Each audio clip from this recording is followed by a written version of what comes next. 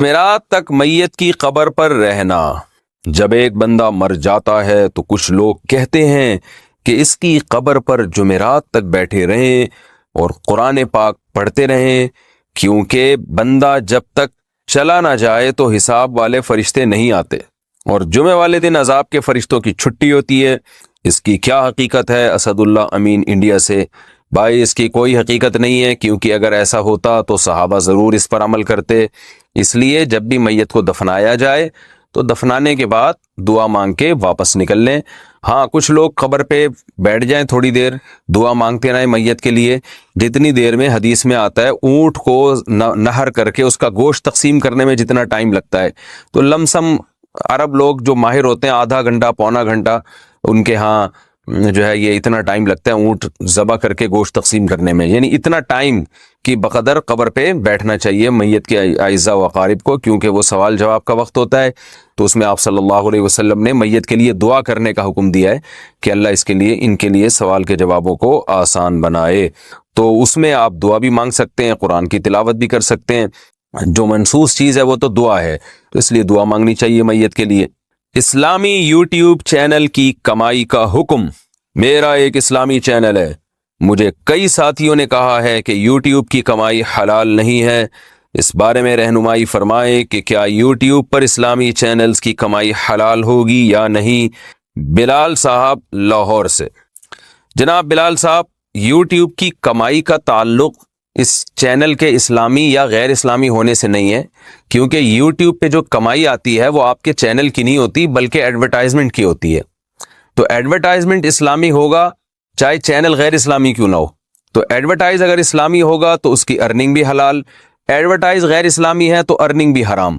ہاں، یہ ایک الگ بات ہے کہ غیر اسلامی یوٹیوب بنانے کا گناہ ایک الگ سے ہوگا، گانے بجانے کا اور ایسی فحش چیزوں کے اگر آپ نے چینل بنایا تو قرآن مجید کی وعید ہے، ان الذین یحبون ان تشیع الفاحشۃ فی الذین آمنوا لہم عذاب علیم فی الدنیا والآخرہ۔ جو لوگ بے حیائی پھیلاتے ہیں مسلمانوں میں، ان کے لیے دنیا اور آخرت میں دردناک عذاب ہے۔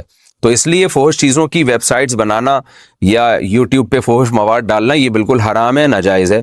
لیکن ارننگ کا تعلق آپ کے چینل سے نہیں ہے، ارننگ کا تعلق آپ کے ایڈورٹائز سے ہے کہ اس پہ ایڈورٹائز کون سے چلائے جا رہے ہیں۔ تو ایڈورٹائز جو ناجائز چلیں گے تو اس کی ارننگ بھی ناجائز، اور جائز ایڈورٹائز چلیں گے تو ارننگ بھی جائز۔ اب ناجائز ایڈورٹائز کسے کہتے ہیں اس کو خوب اچھی طرح سے سمجھیں۔ ناجائز ایڈورٹائز کہتے ہیں شراب کا ایڈورٹائز چل رہا ہے اس کے اوپر، یا کسی کوئی مووی آئی ہوئی ہے جو آج کل زیادہ تر ناجائز ہی ہوتی ہیں، جو جس میں فحش وہ چیزیں دکھائی جاتی ہیں۔ تو کسی مووی کی ایڈورٹائزمنٹ چل رہی ہے، اشتہار چل رہا ہے، یا سور کے گوشت کا کوئی چیز ہے جس کو پروموٹ کیا جا رہا ہے، یعنی وہ چیزیں جو اسلام میں جن کی خرید و فروخت حرام ہے، یا سودی بینک کا ایڈورٹائز آ رہا ہے، تو ایسے ایڈورٹائز کی ارننگ بالکل حرام ہوگی۔ ہاں، بعض ایڈورٹائز ایسے ہوتے ہیں کہ ان میں جو پروڈکٹ ہے وہ پروڈکٹ تو جائز ہے، لیکن اس پروڈکٹ کو ایڈورٹائز کرنے کا طریقہ ناجائز ہے، تو اس طریقے کے ناجائز ہونے کی وجہ سے پوری ارننگ حرام نہیں ہو جائے گی۔ مثال کے طور پر آپ کے چینل پہ ایک ایڈورٹائز چل رہا ہے، ایڈورٹائز جائز چیز کا چل رہا ہے، وہ کوئی آئل ہے، سر پہ بال اگانے کا آئل ہے، یا شیمپو ہے، یا صابن کا اشتہار ہے، یا یہ کہ اشتہار چلایا جا رہا ہے کسی بھی اسکول کو پروموٹ کیا جا رہا ہے، کوئی بھی جو جائز اشتہار ہو جس کا کاروبار جائز ہے، لیکن اس میں درمیان میں لڑکیاں آ جاتی ہیں، تو پھر ہم یہ نہیں کہیں گے کہ یہ پورا ایڈورٹائز ہی ناجائز ہے، بلکہ اصل جو ایڈورٹائزمنٹ کا جو اصل مقصد ہوتا ہے وہ اس پروڈکٹ کو پروموٹ کرنا ہوتا ہے، اس میں لڑکیوں کا جو داخلہ ہے وہ اصل بیسک مقصد نہیں ہوتا۔ تو شریعت کا اصول یہ ہے کہ ہر چیز کو اس کی ویلیو اتنی دی جائے گی جتنی ہے، تو اس میں یہ کہا جائے گا کہ ہے یہ ایڈورٹائز حلال، مگر اس کو ناجائز طریقے سے پیش کیا جا رہا ہے۔ اس کی میں آپ کو ایک مثال دیتا ہوں۔ آج کل لوگوں نے دکانوں پہ لڑکیاں بٹھائی ہوئی ہوتی ہیں لوگوں کو اٹریکٹ کرنے کے لیے، موبائل کی شاپ پہ لڑکیاں بٹھائی ہوئی ہوتی ہیں، ان کی ڈریسنگ بھی غیر شرعی ہوتی ہے، تو وہ موبائل بیچ رہی ہوتی ہیں۔ جو ٹھرکی قسم کے لڑکے ہوتے ہیں، معذرت کے ساتھ جو ٹھرکی لوگ میرا بیان سن رہے ہیں میں اس سے پیش کی معذرت چاہتا ہوں، ٹھرکی قسم کے لڑکے کیا کرتے ہیں، وہاں ایک داڑھی مونچھوں والا بیٹھا ہوا ہے، وہی موبائل لے کے ادھر نہیں جائیں گے، لیکن وہاں ایک کوئی خوبصورت سی لڑکی بیٹھی ہوئی ہے، وہی موبائل لے کے تو اس کی شاپ میں گھس جائیں گے وہ۔ تو اب وہ لڑکی جب موبائل بیچے گی تو اس موبائل سے جو ارننگ ہوگی تو جو دکان کا مالک ہے اور جس نے اس لڑکی کو بطور ملازمت کے بٹھایا ہوا ہے تو اس کی ارننگ کو حرام نہیں کہا جائے گا. ہاں یہ کہا جائے گا کہ اس کے لیے اس دکان پہ لڑکی کو بٹھانا بہرحال ناجائز تھا، کہ کیونکہ لوگوں کو اپنی طرف مائل کرنے کا یہ غلط طریقہ استعمال کر رہا ہے. لیکن ارننگ کو حرام نہیں کہا جائے گا، اس لیے کہ ارننگ اس لڑکی کی نہیں ہے، ارننگ اس موبائل کی ہے. اس نے جو پیسے لیے ہیں اپنے موبائل کو بیچنے کے لیے ہیں. تو یہاں یوٹیوب پہ بھی ایسا ہی ہے کہ جو خاتون ایڈورٹائز میں آ رہی ہیں، اگر وہ کسی چیز جس چیز کو پروموٹ کر رہی ہیں وہ پروڈکٹ بذات خود جائز ہے، تو یوٹیوب سے حاصل ہونے والی ارننگ بھی جائز ہوگی. البتہ اس خاتون کا آنا وہ ناجائز عمل ہے. اب وہ اگر آپ اس کو لے کر آ رہے ہیں اپنے چینل پہ تو آپ کو گناہ ملے گا کہ آپ خاتون کو کیوں لے کر آئے. اور اگر آپ نہیں لا رہے، آپ کا اس میں اختیار نہیں ہے، بلکہ آپ نے گوگل سے ایک ایگریمنٹ کیا ہے کہ آپ کو ہم جائز چیزوں کا اشتہار چلانے کی اجازت دے رہے ہیں، اس میں گوگل لڑکیوں کو لے آتا ہے تو یہ گوگل گنہگار ہوگا. لیکن آپ کو جہاں بھی موقع ملے آپ پر لازم ہے کہ آپ اس کے خلاف آواز اٹھائیں، کیونکہ برائی کو جس قدر روکنا ممکن ہو روکنا چاہیے. تو بعض دفعہ بڑے فحش قسم کے اشتہارات آ رہے ہوتے ہیں، بکنی پہنی ہوئی لڑکیاں یوٹیوب کے چینل پہ آ رہی ہوتی ہیں، تو یہ جائز نہیں ہے، بالکل ناجائز ہے. لیکن ارننگ کے حلال و حرام ہونے کا اس سے تعلق نہیں ہے، کیونکہ ایڈورٹائزمنٹ جس چیز کی مقصد ہے وہ لڑکی کی نہیں ہے بلکہ اس پروڈکٹ کی ہے، جس پروڈکٹ کی طرف مائل کرنے کے لیے لڑکیوں کو دکھایا جا رہا ہے. تو وہ ایڈورٹائزمنٹ اصل میں اس پروڈکٹ کی ہے.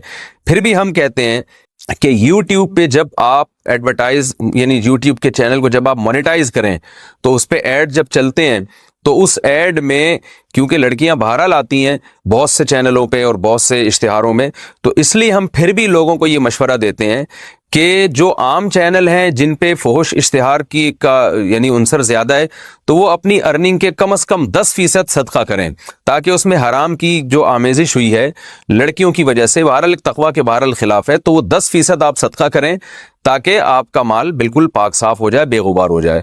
اور جو اسلامی چینل ہیں ان میں اس طرح کے اشتہار چونکہ کم آتے ہیں، اس کی ایک بڑی وجہ یہ ہے کہ جو اسلامی چینلوں کو دیکھنے والے لوگ ہیں ان کی ہسٹری اتنی گندی خراب نہیں ہوتی. تو یوٹیوب پہ جو ایڈ آتے ہیں وہ آپ کے لیپ ٹاپ کی اور آپ کے کمپیوٹر کی ہسٹری کو دیکھ کے بھی آتے ہیں، تو ان کی ہسٹری میں فحش ایڈ کا عنصر کم ہوتا ہے. تو ان کو ہم مشورہ دیتے ہیں کہ کم از کم 5% آپ اپنی ارننگ کا صدقہ کر دیں، تاکہ اس میں جو یہ خرافات شامل ہوئی ہیں تو یہ ارننگ آپ کی ان خرافات کی وجہ سے پاک ہو جائے. باقی یہ ہے کہ گوگل بہرحال گنہگار ہوگا کہ وہ ایسے فحش اشتہار کیوں چلا رہا ہے. اب گوگل والے مسلمان تو ہیں نہیں، تو ان کے لیے تو گناہ اور ثواب کے معیارات ہی کچھ اور ہیں. جیسے گوگل والوں کو ہم یہ کہیں گے کہ بھئی نماز چھوڑنے سے گناہ ملتا ہے، لیکن گوگل کی صحت پہ کیا اثر پڑے گا اس سے، یوٹیوب کی صحت پہ؟